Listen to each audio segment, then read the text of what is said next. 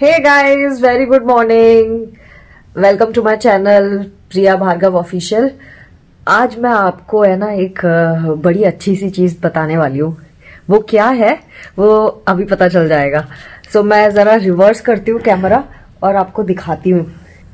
प्यारी मम्मी और प्यारे पापा, आज इस कमरे में सभा लगी है हमारी। ठंड बहुत बढ़ गई है, हीटर के बिना काम नहीं चलता। सो मैंने कहा चलो पापा बड़े अच्छे चीजें बताते हैं मुझे, तो आज क्यों ना आप लोगों को भी सुनाया जाए कि पापा क्या बताते हैं। सो पापा ji, it's your turn now. मम्मी थोड़ा ब्राइट लाइट हो जाएगी।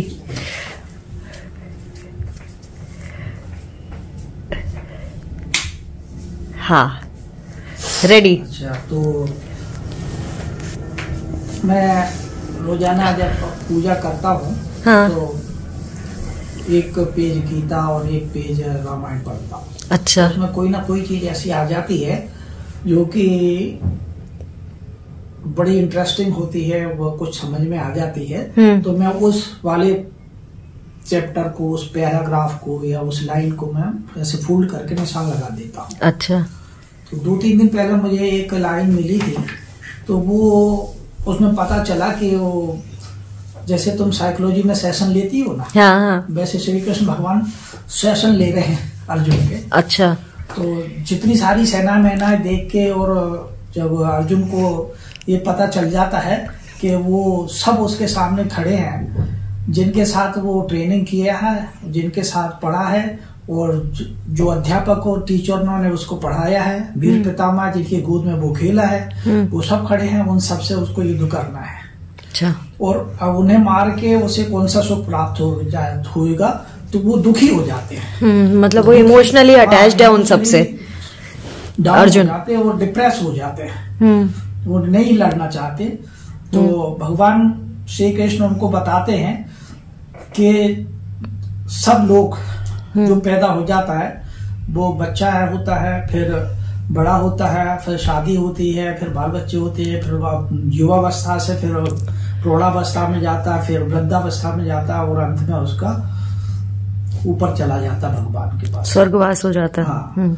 इसी तरह से सेना में अपने कर्तव्य पथ पे कार्य करते हुए युद्ध क्षेत्र में बहुत सारे सैनिक वीर गति को प्राप्त हो जाते हैं, और सभी को अपने अपने कर्म करने पड़ते हैं। तो दूसरे अध्याय के 14वें श्लोक में जब वो बता रहे हैं कि वो कितना डिप्रेस्ड है अर्जुन, तो उसको बताते हैं, देखो भाई अर्जुन, आपको दुखी होने की जरूरत नहीं है।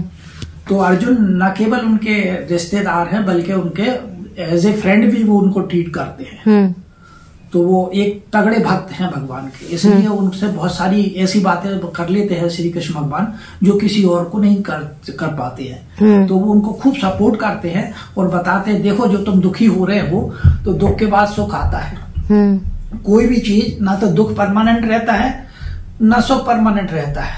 ये टाइम के अनुसार बदलता जाता है। जैसे कि सर्दी के बाद गर्मी आती है, इसी तरह गर्मी के बाद फिर सर्दी का सीजन आ जाता है। तो सीजन बदलते हैं, जैसे ही सुख दुख भी बदलते रहते हैं। तो इन सुख दुखों से घबराना नहीं है, इनको टॉलरेट करना है और उसको सहन करने की क्षमता हासिल करना है, क्योंकि इट इज श्योर कि दुख के बाद सुख आता है। इसी तरह से युद्ध के बाद भी शांति स्थापित होती है।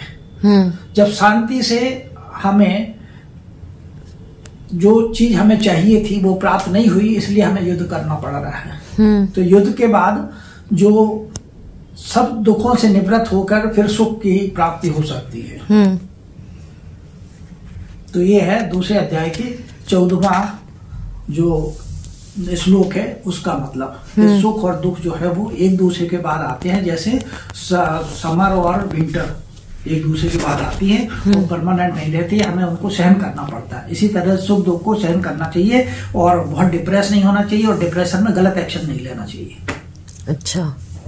सो ये कन्विंसिंग कैसे था फिर युद्ध में? मतलब वो उसके सारे अर्जुन के सारे गुरु वगैरह सामने थे, फिर भी ही हैड टू फाइट। हाँ, ये तो एक ही श्लोक है, बहुत सारे श्लोक है। अच्छा। जो ये बताते हैं, जैसे कर्मण्यवाधिकारस्ते माँ फलेषु कदाचन माँ कर्म फल हेतुर्भूर्मा ते संभो कर्मणि। तो वो जब डर जाते हैं अर्जुन तो बताते हैं कि तुम जीत और हार तुम्हारे बस में थोड़ी है ना। जो ना कोई किसी को मार रहा है ना कोई किसी को बचा रहा है, सब अपने आप अपनी गति से मर रहे हैं, या तो ओल्ड एज के वजह से मर रहे हैं या किसी तरह से मर रहे हैं, किसी को असमय मृत्यु प्राप्त हो रही है। तो अगर युद्ध में आप आए हैं तो आपका कर्म है युद्ध करना। जैसे कि सैनिक जो है सीमा पे लड़ता है, अध्यापक क्लास में पढ़ाता है, और विद्यार्थी है जो अपने स्कूल में पढ़ता है, तो पढ़ना उसका कर्म है। तो उस कर्म का अधिकार है, उसको फल का अधिकार नहीं है कि वो उसके कितने नंबर आएंगे, फर्स्ट डिवीजन से पास होगा, 100 में से 100 लाएंगे, क्या होगा। पर वो उस पर निर्भर करेगा कि उसका कर्म कितना स्वच्छ है, कितना पवित्र है, कितना करेक्ट है, कितना सही है, किस ढंग से उसने कहा है और किया है, और वो काम को जैसे एग्जाम में क्वेश्चन पेपर आया उसको कैसे वो डील कर रहा है, आंसर सही लिख रहा है कि नहीं, उसने क्वेश्चन को पूरा सही तरह से समझा है कि नहीं, और उसको आंसर को उचित ढंग से उसने एक्सप्रेस किया है कि नहीं, उस पर डिपेंड करता है। तो जैसा कर्म करेगा उसका उतना फल मिलेगा। फिर भी आदमी को अपना कर्म तो करना ही चाहिए, घबराना नहीं चाहिए और हिम्मत नहीं हारना चाहिए, फल की चिंता किए बिना ही कर्म करते रहना चाहिए, तो फल कुछ ना कुछ जरूर मिलता है। जिसकी जो काबिलियत होती है उसके हिसाब से उसको मिलता है। प्लस इसके बाद एक और कहावत है, कछु करनी कछु कर्मगत कछु किस्मत के खेल। तो कछु क्या है, पूर्व जन्मों के भी अपने कर्म साथ चलते हैं, तो उसके वजह से राम को वनवास भोगना पड़ा, श्री कृष्ण को तो सारे जिंदगी वनवास ही रहा उनका, कभी वो घर में टेके ही नहीं। तो करनी कर्मगत और कछु किस्मत के खेल ये सब साथ साथ चलते हैं। कभी कभी क्या होता है कि आप कर्म फल करते हैं और आपको किसी को या XYZ को अच्छा फल मिल जाता है, और उसी कर्म को आप भी करते हैं पर आपको उतना नहीं मिल पाता है, क्योंकि आपको लगता है कि आपको थोड़ा कम मिला है, उतना ही मिलना चाहिए था। पर ये सब कुछ सबके साथ पॉसिबल नहीं हो सकता, क्योंकि कोई कोई पोस्ट है एक होती है, जैसे प्राइम मिनिस्टर एक ही होता है, राष्ट्रपति एक ही होता है, तो एक ही बनेगा, 4 नहीं बनेंगे। तो इसी तरह से कर्म की कितने निष्ठा पूर्वक और कितने हिसाब के हिसाब से किया है, कछु करनी कछु कर्मगत कछु किस्मत के खेल मिलके ही काम बनता है। कभी लक नहीं साथ देगा, कभी कभी प्रीवियस। जब आपने कर्म भी बहुत अच्छा करा, 100% याद कर लिया, एन मौके पे आपका स्वास्थ्य खराब हो गया, खत्म कहानी। तो हो सकता है आपके आधे नंबर आए या आप एग्जाम दे ही ना पाओ। राइट। सो बहुत बढ़िया आज का लेसन है और मजा आया होगा सबको। तो भाई अभी कैसा लगा प्रवचन सुन के? तो मजा आया ना? It was positive no? बहुत सारे कन्विंसिंग फैक्ट्स होते हैं जो हमारी बुक्स में, होली बुक्स में लिखे हुए हैं, एंड हमारे बहुत सारी माइथोलॉजिकल स्टोरीज हैं वो भी उसको इंडिकेट करती है, बट हम लोग अब इतने ज़्यादा मॉडर्नाइज हो गए हैं कि उनको टच करने की कोशिश भी नहीं करते। इवन मैं अपनी प्रैक्टिस में देखती हूँ, जब मैं स्टूडेंट्स के लिए भी लेक्चर्स डालती हूँ, तो इंडियन साइकोलॉजी जो है उसकी भी अभी इम्पोर्टेंस पॉजिटिव साइकोलॉजी में बहुत ज़्यादा बताई गई है। सो एनीवेज, ये तो मैं अपनी पढ़ाई की बातें करने लगी फिर से, बट देन आज का हमारा ये जो लेसन था पापा की साइड से, वो आपको कैसा लगा इसमें कमेंट करना।